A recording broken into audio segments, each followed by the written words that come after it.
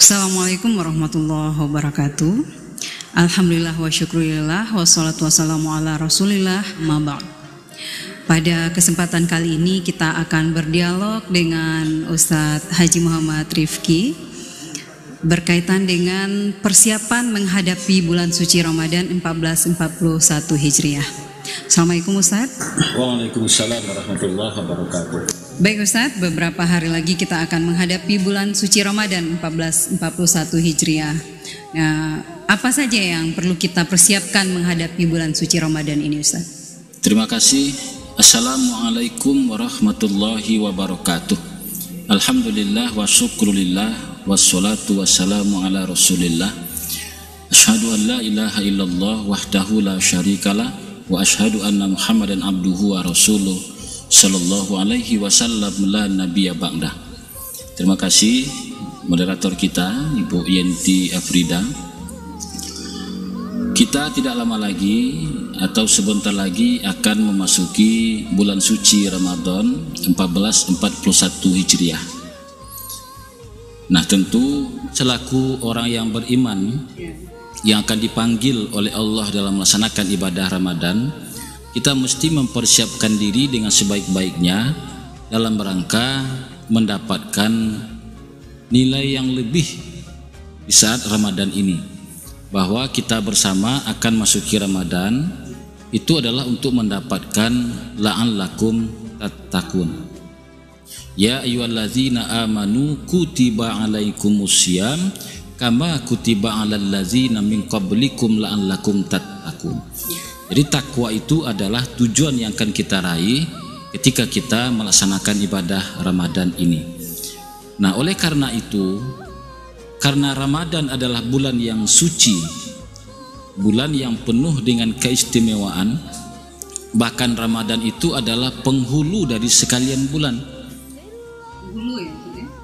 Maksud penghulu itu adalah bahwa keistimewaan yang ada pada seluruh bulan sebelum Ramadan ini, 11 bulan, mulai dari Syawal sampai Sa'ban, itu 11 bulan, itu dapat dikalahkan oleh satu bulan saja keistimewaannya.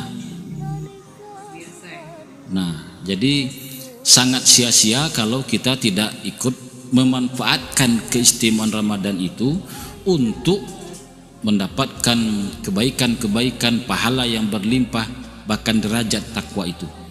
Nah, oleh karena itu, apa yang mesti kita lakukan dalam rangka memasuki bulan suci Ramadan ini?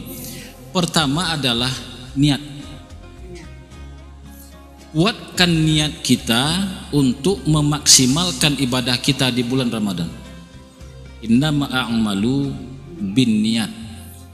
Kalau niat kita tidak baik atau tidak sempurna untuk mendapatkan faedah Ramadan, ya tentu hasilnya juga tidak baik, tidak sempurna. Tapi kalau niat kita kuat untuk memasuki Ramadan dengan segala aktivitas ibadahnya, maka insya Allah kita pun akan mendapatkan apa yang kita inginkan. Jadi niat. Nah, untuk berniat ini kadang-kadang ada orang yang melakukan dengan berbagai aktivitas. Ini kan Ramadan kalau tahun-tahun yang lalu itu di Sumatera Barat itu ada namanya tradisi Balimau. Ya, Balimau pergi mandi-mandi gitu kan? Iya. Jadi Balimau, padahal menurut saya kebanyakan dari orang yang Balimau itu bukanlah Balimau, tapi sudah balunau. Apa itu balunau? Balunau itu sudah bercampur dengan debu, bercampur dengan lumpur. Artinya bukan kesucian yang diraihnya, tapi malahan ya bergelimang dengan dosa. Kenapa demikian? Karena biasanya orang yang Balimau itu banyak di antara mereka pergi ke tempat-tempat pemandian. Seluruh tempat pemandian itu ramai. Sungai-sungai gitu. Sungai-sungai. Kalau di Sumatera Barat namanya lubuk itu. Ada lubuk Tampuruang, ada lubuk Paraku, ada lubuk Bonta, ada lubuk Minturun, ada lubuk Buaya, lubuk Lintah. Itu penuh semua. penuh semua. Bahkan juga ada Lubuk Batang Kelawi. Bahkan ada di antara tempat-tempat itu disediakan pula organ tunggal. Ini tidak sesuai syariat ya Ustaz ya? Iya. Kenapa? Karena bercampur di situ yang mandi antara laki-laki dengan perempuan bukan muhrim dan mengumbar aurat. Bahkan lebih jauh dari itu selama ini, ketika ada orang yang melaksanakan pergi ke tempat-tempat balimau, mereka pulangnya itu terjebak oleh macet. Mereka kembali ke rumah dalam kondisi yang macet, maghrib beradu dengan maghrib, bahkan isya masih di jalan. Akhirnya tarawih pun tidak bisa mereka lakukan. Niatnya sudah salah tadi. Nah, jadi perbaharuilah niat. Yang tadinya ingin membersihkan diri, tapi justru diawali dengan menambah dosa dengan balimau yang mungkin secara syariat tidak sesuai. Campur mandi antara laki-laki dan perempuan, kemudian menampakkan aurat dan lain-lain. Mungkin itunya yang dilarang. Ya. Wala talbisul haqqa bil batil. Jangan kamu campur adukan yang hak dengan yang batil. Kita mau masuk Ramadan bulan suci tapi dikotori. Nah, itu tidak benar. Kalaupun memang kita juga ingin juga balimau, ada caranya. Nah, silakan belilah itu rempah-rempah balimau itu, lalu balimaulah di rumah masing-masing, di kamar masing-masing. Tapi yang mudah syirik ya Ustaz ya. Ya, tidak niat syirik tapi niatlah membersihkan diri. Nah, perlu niatlah di sana kita akan melakukan ibadah Ramadan sebulan penuh. Tapi saya yakin Bu Yenti, untuk Ramadan 1441 Hijriah tidak akan pernah bisa kita lakukan. Kenapa? Karena kita sekarang sedang dalam masa PSBB. Ya, dengan PSBB ini pembatasan sosial berskala besar, itu kita hanya di rumah saja. Saya pikir ya sangat naif ya, sangat ironi kalau masih saja ada orang yang pergi balimau mandi-mandi di saat seperti ini. Ini kan sudah mulai diberlakukan di Sumatera Barat PSBB. Ya, udah. Ya. Oke, baru satu Ustaz ya, tadi niat yang pertama yang harus dipersiapkan. Perbaiki niatnya, nawaitunya karena lillah, karena Allah Subhanahu wa taala. Yang kedua apa Ustaz? Yang kedua, karena bulan Ramadan itu adalah bulan yang suci, maka tentu kita juga memasuki Ramadan dengan hati yang suci, dengan hati yang bersih. Artinya apa? Kalau selama ini ada mungkin hubungan antara kita dengan sesama manusia, hablum minan nas kita agak terkendala, mungkin ada persoalan-persoalan duniawi sehingga kita ada yang tidak berbaik-baikan, ada yang selalu berburuk sangka, ada yang tegur sapa, ada yang tidak bertegur sapa. Maka Ramadan ini akan masuk bulan yang suci, sucikan pula hati kita dengan cara kita bermaaf-maafan. Nah, ini ada yang aneh nih Bu Yenti.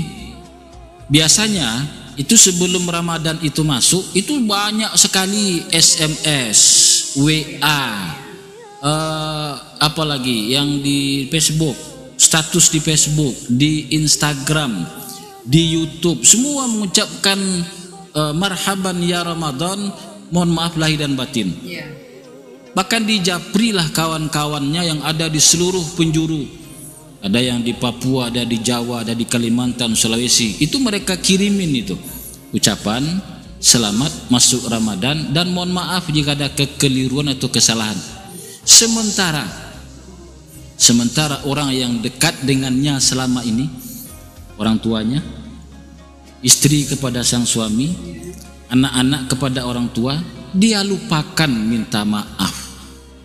Padahal 24 jam selalu bersama, begitu banyak peluang kita melakukan kesalahan, kekeliruan, tentu itulah yang paling banyak kita berbuat dosa.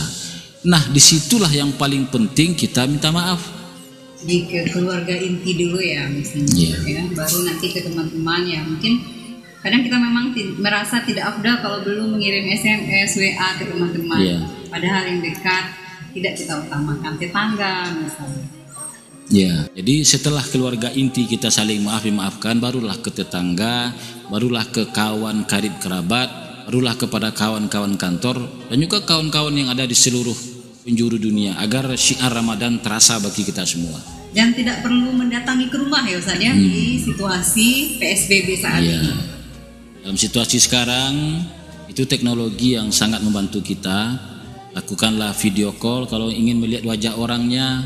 Kalau ingin seluruh keluarga berkumpul, biasanya kan ada keluarga-keluarga, kakak beradik, seluruh cucu, kemenakan tuh kumpul, lalu kemudian di sana sholat berjamaah, kemudian menyambut Ramadan.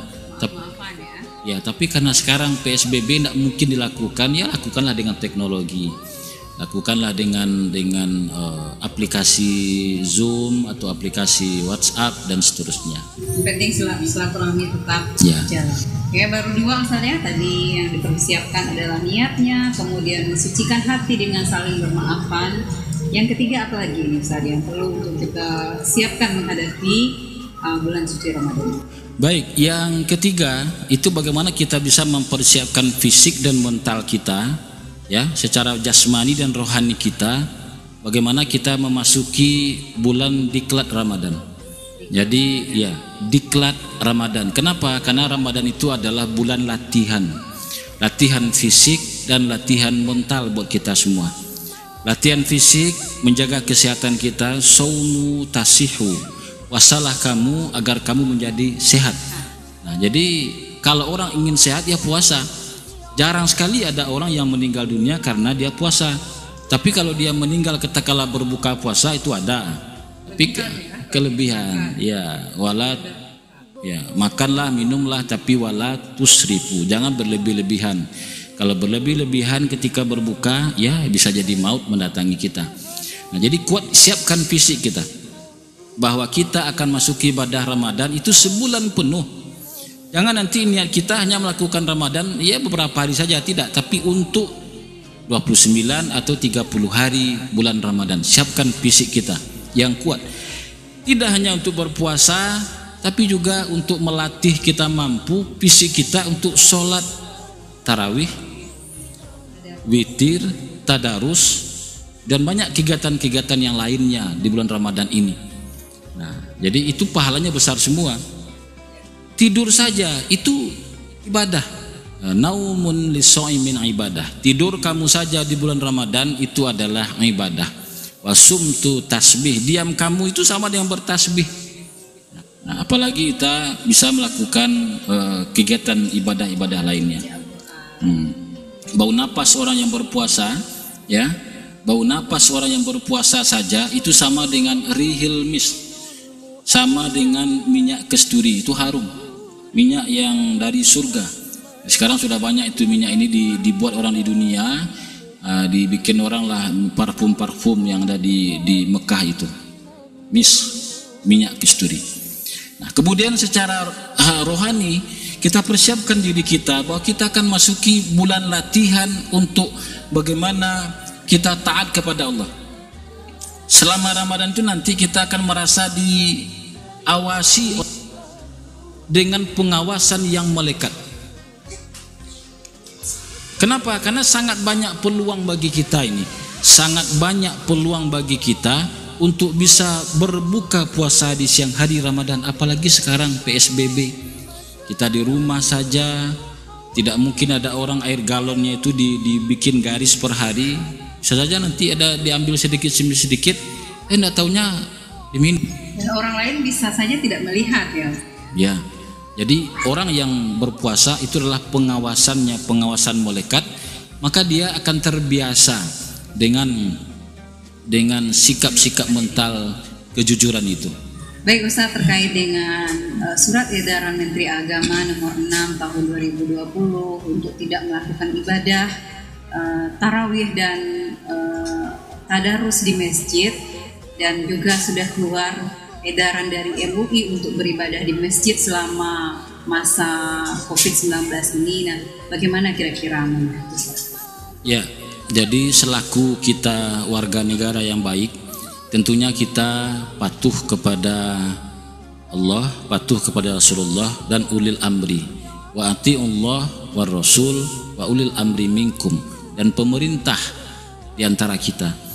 Dan kebetulan Indonesia bahkan dunia sudah lebih dari 213 negara, bahkan mungkin ada yang mengatakan lebih dari itu, yang mengalami dampak dari COVID-19 ini. Nah, termasuk Indonesia. Indonesia sudah ratusan juga yang meninggal dunia.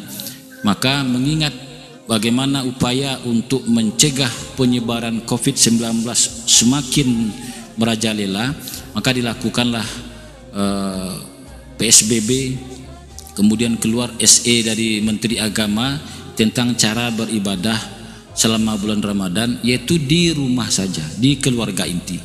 Mulai dari kegiatan tarawih lakukan di rumah, kemudian juga melakukan tadarus di rumah, bahkan mungkin kalau ada kegiatan-kegiatan siraman pengajian lakukan di rumah.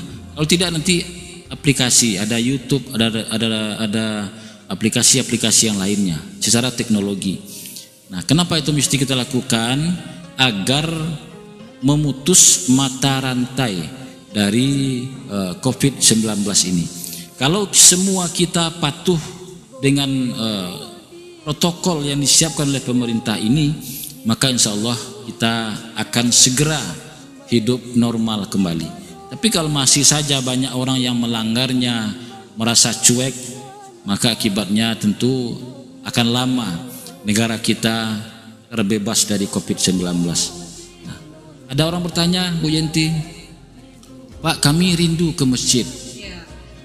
Sepertinya tidak ke masjid itu suatu pelanggaran syariat bagi masyarakat yang sudah terbiasa sholat beribadah di masjid. Ini bagaimana menyikapinya, Ustaz? Apakah dengan kita tidak ke masjid, tidak bertadarus di masjid, bertarawih dan lain-lain itu, apakah itu menunjukkan bahwa kita melanggar syariat? Atau justru dengan meninggalkan itu kita patuh kepada syariat sebenarnya? Ya, terima kasih. Jadi pertama, untuk sholat berjamaah itu kan lebih dari 2 orang. Berjamaah di rumah, berjamaah di masjid, mudah-mudahan sama pahalanya. Apalagi sekarang sholat berjamaah itu pahalanya 27 derajat. Nah, zaman sekarang apalagi kita mematuhi pemerintah dengan berjamaah di rumah, insya Allah sama pahalanya dengan di masjid 27. Sama-sama 27 derajat. Bedanya cuma tempatnya saja. Dan sekarang untuk yang sekarang ini yang lebih afdol itu adalah beribadah di rumah. Kenapa? Karena ada kaidah fikih, darul mafasid muqaddamu ala jalbil masolih. Menghindari kemudaratan itu lebih diutamakan daripada mengambil manfaat. Sekarang kalau kita berkumpul-kumpul bersama-sama, berjamaah bersama-sama, itu nantinya untuk bisa mendatangkan kemudaratan di masjid. Tapi kalau di rumah keluarga inti tidak apa-apa. Lalu bagaimana kalau orang yang ingin rindu ke masjid? Silakan rindu ke masjid, boleh. Siapa yang tidak rindu dengan ke masjid? Lalu bagaimana caranya? Ya silakan ketika tidak ada orang, misalnya waktu duha, jam-jam 8, jam 9 pagi, silakan datangi masjid. Lakukan di situ sholat tahiyatul masjid, lakukan di situ sholat duha sendirian. Yang dilarang itu adalah berjamaah di masjid. Karena mengumpulkan massa yang banyak. Mengumpulkan massa yang banyak itu tidak dibenarkan. Dalam rangka apa? Mencegah penyebaran COVID-19. Jadi kita mengikuti anjuran pemerintah saat ini, itulah untuk kemaslahatan kita semua juga. Siapa yang ingin berlama-lama? Sudah sebulan lebih kita berada di rumah. Seluruh elemen masyarakat itu terganggu ekonominya, terganggu bagaimana kehidupan silaturahimnya, terganggu semua akibat dari COVID-19 ini. Maka supaya tidak berlama-lama, maka mari selama Ramadan atau selama disuruh oleh pemerintah kita melakukan stay di rumah, work from home atau e-learning di rumah, atau kuliah daring dan sebagainya. Daring bukan daring. Ya, maksudnya kuliah daring. Ya, kuliah jarak jauh atau diklat jarak jauh segala macam. Itu bisa kita lakukan di rumah saja untuk di saat-saat yang disuruh oleh pemerintah saat ini. Nah, seperti itu. Baik, terima kasih Ustaz. Bagaimana caranya para mubalik juga menghimbau kepada masyarakat untuk tetap menjalankan ibadah puasa ini sebagaimana biasa, tetap menjalankan ibadah-ibadah yang selama ini dilakukan di masjid, sekarang menggantinya di rumah.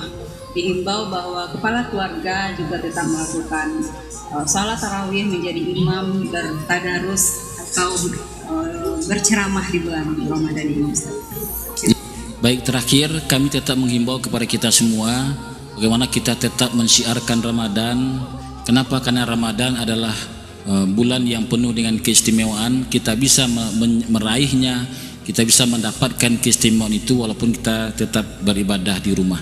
Jadi tetaplah kita syiarkan Ramadan, kita bertadarus di rumah, kita sholat berjamaah di rumah, kita witir, tarawih dan witir di rumah. Dan juga ketika ada pengajian-pengajian, silakan kita lihat secara online dalam berbagai aplikasi maupun juga saluran.